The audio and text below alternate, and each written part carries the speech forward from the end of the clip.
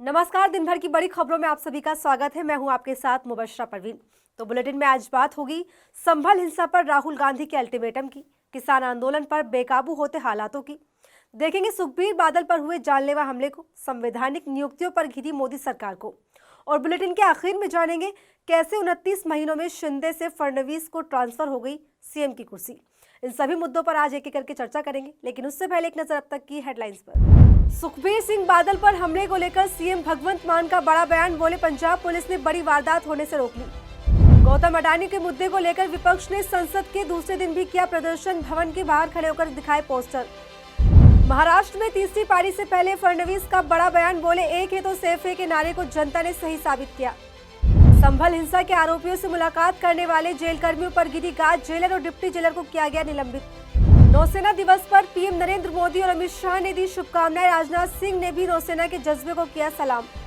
और अब खबरें विस्तार से और बात करते हैं आज की सबसे बड़ी खबर की। यूपी के संभल में हुई हिंसा पर बीजेपी बुरी तरह से घिरी हुई नजर आ रही है, और यही वजह है कि संभल में किसी भी विपक्ष के नेता की एंट्री पर योगी सरकार ने सख्त रोक लगाई हुई है। बीते दिन संसद में अखिलेश यादव ने बीजेपी पर हमला किया। इसी बीच अब कांग्रेस सांसद राहुल गांधी और प्रियंका गांधी बुधवार को संभल दौरे के लिए निकले, जिन्हें बीच रास्ते में ही रोक दिया गया। संभल में हुई हिंसा को लेकर इस वक्त सियासत जोरों पर है। संसद से लेकर सड़क तक विपक्ष संभल हिंसा पर योगी सरकार पर हमला है। इस बीच लोकसभा में विपक्ष के नेता राहुल गांधी और कांग्रेस सांसद प्रियंका गांधी बुधवार को दिल्ली से संभल जाने के लिए निकले तो चारों तरफ से पुलिस ने उन्हें घेर लिया। इतना ही नहीं, पुलिस की तरफ से कांग्रेस नेताओं को संभल जाने से रोकने के लिए जगह जगह पर बैरिकेडिंग लगा दी गई। वहीं दोनों नेताओं को पुलिस ने गाजीपुर बॉर्डर पर ही रोक लिया, जिसके बाद दिल्ली के गाजीपुर बॉर्डर पर भारी ट्रैफिक जाम का कुछ ऐसा नजारा देखने को मिला।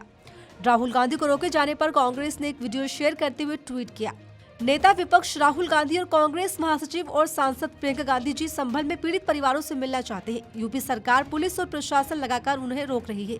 आखिर यूपी सरकार को किस बात का डर है? कौन सी ऐसी बात है जो छिपाई जा रही है?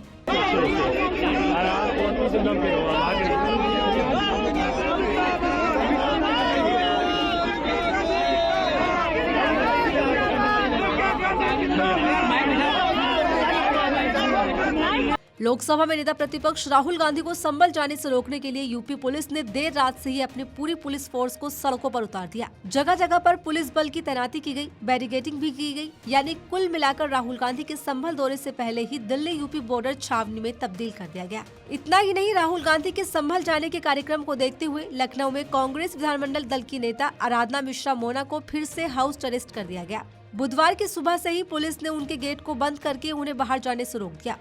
बता दें, इससे पहले सपा की डेलीगेशन को भी संभल जाने से रोका गया था।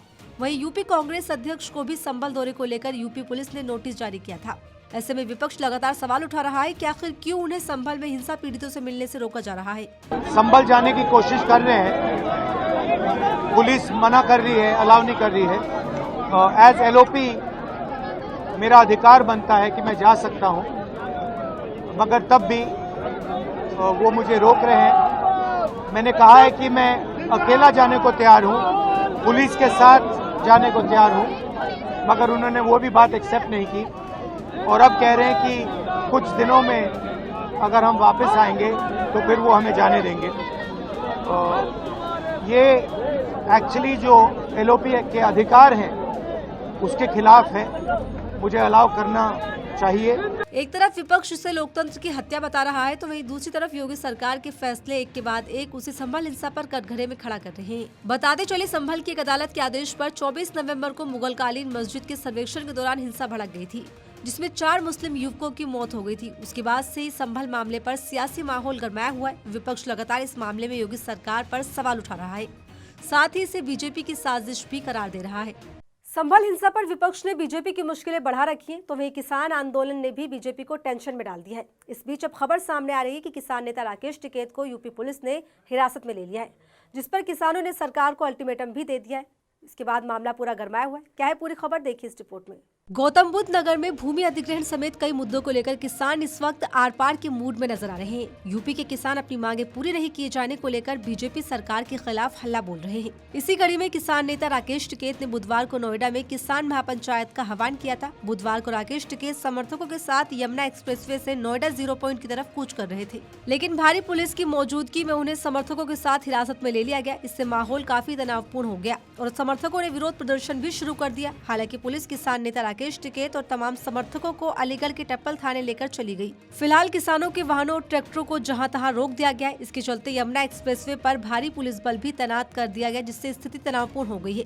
वहीं गिरफ्तारी के बाद किसान नेता राकेश टिकैत ने सरकार और प्रशासन को अल्टीमेटम देते हुए कहा, कहाँ लेकर जा रहे हैं आप? हमें नहीं पता कहाँ लेकर जा रहे। सर किस में बैठा है आपको सर? अगर इसका समाधान नहीं होता तो हम ट्रैक्टर यात्रा शुरू करेंगे यहाँ से लखनऊ की। हम इंतजार करेंगे आज शाम तक का प्रशासन का, सरकार का। उसके बाद सर अब लड़ाई आर पार की होगी। ये किसान को, मजदूर, गांव, गरीब आदिवासियों को दबाना चाहते हैं, उसकी घोषणा हम शाम को करेंगे। तो सर कहाँ लेकर जा रहे हैं आप? अभी नहीं पता हमें, हम तो अब सरकार के उसमें हैं, वहाँ लेकर जा रहे हैं। ये पहला इनका ट्रायल है, तो हमारा भी अगला ट्रायल, हम अपने ट्रायल की घोषणा शाम को करेंगे 4 बजे। बता दें बुधवार 4 नवंबर को ग्रेटर नोएडा के 0 पॉइंट पर किसानों की महापंचायत हुई। इसमें हजारों की संख्या में देश भर से किसान इकट्ठा हुए। नोएडा, ग्रेटर नोएडा और यमुना प्राधिकरण से किसान ट्रैक्टर ट्रॉली में भरकर महापंचायत पहुंचे। ये महापंचायत नोएडा में प्रेरणा स्थल पर बैठे किसानों की गिरफ्तारी के विरोध में बुलाई गई थी, जिस पर बीकेयू के राष्ट्रीय प्रवक्ता राकेश टिकैत ने गिरफ्तारी को अवैध और अनुचित बताते हुए इसका विरोध किया था। इसी विरोध के चलते आज राकेश टिकैत भारी समर्थकों के साथ नोएडा पहुंचने वाले थे। हालांकि उससे पहले ही उन्हें गिरफ्तार कर लिया गया, जिसके बाद हालात तनावपूर्ण बन गए हैं। बता दें किसान एक बार फिर अपनी मांगे मनवाने के लिए लामबंद हो गए। 2 दिन के किसानों ने नोएडा की तरफ से दिल्ली कूच करने की कोशिश की, लेकिन नोएडा पुलिस ने उन्हें दलित प्रेरणा स्थल पर ही रोक दिया था। यहां बैठक करके किसानों ने सरकार को 7 दिन का अल्टीमेटम दिया है। साथ ही किसान अनिश्चित काल धरने पर भी बैठ गए हैं, लेकिन पुलिस लगातार किसानों को हटाने की कोशिश में लगी हुई है। पंजाब के नामी नेता और अकाली दल के प्रमुख सुखबीर सिंह बादल पर अमृतसर में जानलेवा हमला हुआ। स्वर्ण मंदिर के गेट पर बादल के ऊपर गोली चलाई गई। इस खबर के सामने आते ही पूरे इलाके में हड़कंप मच गया। साथ ही स्वर्ण मंदिर की सुरक्षा को लेकर भी कई गंभीर सवाल खड़े हो गए हैं। पंजाब की पूर्व डिप्टी सीएम और शिरोमणि अकाली दल के नेता सुखबीर सिंह बादल पर जानलेवा हमले का वीडियो भी सामने आया है। सुखबीर बादल पर अमृतसर में फायरिंग हुई, लेकिन वो इस हमले में बाल बाल बच गए। वीडियो में साफ तौर पर दिख रहा है कि एक शख्स रिवॉल्वर निकालकर सुखबीर सिंह बादल पर फायरिंग करने की कोशिश करता है। हालांकि वहां खड़े शख्स उसे रोक देते हैं। ये मामला तब हुआ जब सुखबीर सिंह बादल अपनी धार्मिक सजा पूरी करने के लिए हरमिंदर साहब के गेट पर मौजूद थे। ऐसे में इस घटना के बाद ये सवाल उठ रहा है कि सिखों के बड़े धार्मिक स्थलों में से एक स्वर्ण मंदिर में पंजाब के नामी नेता की सुरक्षा में बड़ी सेंध हुई है। साथ ही स्वर्ण मंदिर की सुरक्षा को लेकर भी कई गंभीर सवाल इस वक्त खड़े हो गए हैं, वो भी ऐसे वक्त में जब सुखबीर सिंह बादल वहां धार्मिक सजा काट रहे थे। सुखबीर बादल पर गोली चलाने वाले शख्स की पहचान नारायण सिंह चोरा के रूप में की गई है, जो बब्बर खालसा ग्रुप से जुड़े दल खालसा का सदस्य बताया जा रहा है। देखो जी, साडा प्रॉपर सिक्योरिटी प्रबंध सी। ਇਹ ਜਿਹੜਾ ਬੰਦਾ ਸੀ ਹਾਂ ਪ੍ਰੋਪਰ ਨਿਗਾਹ ਰੱਖ ਰਹੇ ਸੀ। ਉਹ ਅੰਦਰ ਬਿਲਕੁਲ ਸਾਡੇ ਕੋਲ ਅਸੀਂ ਸੁਖਬੀਰ ਜੀ ਨੂੰ ਕਵਰ ਕੀਤਾ ਸੀ। ਸਾਡੇ ਕੋਲ ਸਾਡੇ ਕਮਿਸ਼ਨਰ ਸਾਹਿਬ ਵੱਲੋਂ ਸਵੇਰ ਦੀ ਬੜੀ ਸਖਤ ਹਦਾਇਤ ਸੀ। ਮੈਂ ਸਵੇਰ 7 ਵਜੇ ਦਾ ਐਡਵਾਂਸ ਹੋ ਗਿਆ ਆਇਆ ਸੀ ਇੱਥੇ। ਅਸੀਂ ਬਿਲਕੁਲ ਪ੍ਰੋਪਰ ਸਾਡੀ ਡਿਊਟੀ ਲੱਗੀ ਸੀ। ਇਸੇ ਕਰਕੇ ਹੀ ਮਹਾਰਾਜ ਨੇ ਬਚਾ ਕੀਤਾ। ਇਹ ਜੀ ਨਰੈਣ ਸਿੰਘ ਚੌੜਾ ਵਾ। ਇਹ ਕੱਲ ਵੀ ਇੱਥੇ ਫਿਰਦਾ ਸੀ, ਕੱਲ ਵੀ ਕਿੰਟੀ ਸਾਈ ਕਰਦਾ ਸੀ, ਅੱਜ ਵੀ ਐਸੀ ਪਹਿਲਾਂ ਇਹ ਗੁਰੂ ਘਰ ਮੱਥਾ ਟੇਕ ਕੇ ਚਲ ਗਿਆ। ਇਹਦੇ ਨਾਲ ਇਹਦੇ ਕੋਲ ਗੋਲੀ ਸਿੱਧੀ ਤਾਂ ਨਹੀਂ ਚੱਲ ਸਕੀ ਕਿਉਂਕਿ ਸਾਡਾ ਬੰਦਾ ਜਿਹੜਾ ਉਹਦੇ ਨਾਲ ਤੇ ਚੜਿਆ ਸੀ, ਪਹਿਲਾਂ ਲੜ ਸੀ, ਪਿੱਛੇ ਬੰਦਾ ਸਾਡਾ ਲੱਗਾ ਸੀ ਨਾਲ। ਪਹਿਲਾਂ ਇਹ ਦਰਬਾਰ ਸਾਹਿਬ ਐਂਟਰ ਕੀਤਾ ਜੀ। ਇਹ ਨਹੀਂ ਕਹਿ ਸਕਦੇ, ਇਹ ਅੰਦਰ ਜਾ ਕੇ ਫਿਰ ਘੁੰਮ ਕੇ ਬਾਹਰ ਇਹਦੇ ਨਾਲ ਬੰਦਾ ਸਾਡਾ ਵਾਚ ਕਰਿਆ। ਇਹ ਨਰਿਆਣਾ ਚੌੜਾ ਜੀ, ਇਹ ਉੱਥੋਂ ਦਾ ਹੈਗਾ ਡੇਰਾ ਬਾਬਾ ਨਾਨਕ। नहीं जी नहीं। इस घटना को लेकर अमृतसर के पुलिस कमिश्नर का कहना है कि जांच से पता चल जाएगा कि हमले के पीछे क्या कोई गहरी साजिश थी या नहीं। बता दें कि सोमवार को शिरोमणि अकाली दल के अध्यक्ष सुखबीर सिंह बादल को अकाल तख्त साहिब यानी सिख समाज की सुप्रीम अदालत ने सजा सुनाई है। इस दौरान वो गुरुद्वारे में सेवादारी करेंगे, बर्तन धोएंगे और पहरेदारी भी करेंगे। सुखबीर बादल और उनकी कैबिनेट के खिलाफ अकाल तख्त ने दोष साबित किया है। आरोप है कि बादल ने ईर्ष्या निंदा के मामले में डेरा सच्चा सौदा प्रमुख राम रहीम को माफी दिलवाने में मदद की। ऐसे में जत्थेदार श्री अकाल तख्त ने बादल और उनकी पार्टी के नेताओं पर 2007 से लेकर 2017 तक अकाली दल की सरकार के समेत धार्मिक गलतियों पर सजा सुनाई है। सुखबीर बादल के साथ साथ 17 लोगों को ये सजा सुनाई गई है। इनमें 2015 की अकाली सरकार की कैबिनेट का हिस्सा रहे नेता भी शामिल है। देश में पिछले कुछ वक्त से संवैधानिक संस्थाओं को लेकर लगातार सवाल उठाए जा रहे हैं। उसकी वजह है मोदी सरकार के द्वारा नियुक्ति की जाना। इस बीच अब खबर सामने आ रही है कि चुनाव आयुक्तों की नियुक्ति को लेकर सुप्रीम कोर्ट में बनी कमेटी से सीजीआई ने खुद को अलग कर लिया है, जिसके लिए मोदी सरकार का नया कानून जिम्मेदार है। तो क्या है पूरा मामला, देखिए इस रिपोर्ट में। सुप्रीम कोर्ट के चीफ जस्टिस संजीव खन्ना ने मुख्य चुनाव आयुक्त और चुनाव आयुक्तों की नियुक्ति से जुड़े विवाद पर सुनवाई से खुद को अलग कर लिया है। अब इस मामले की सुनवाई 6 जनवरी 2025 से शुरू होगी। बता दें, इस साल जनवरी में कोर्ट ने मामले पर नोटिस जारी किया था। इस मामले के बाद एक बार फिर मोदी सरकार कटघरे में आ गई है। दरअसल ये मामला मोदी सरकार के नए कानून को लेकर है, जिसने मुख्य चुनाव आयुक्त और चुनाव आयुक्तों की चयन समिति से सीजीआई को हटाकर उनकी जगह केंद्रीय मंत्री को शामिल किया है। पिछले साल 2 मार्च 2023 को सुप्रीम कोर्ट ने एक ऐतिहासिक फैसला दिया था।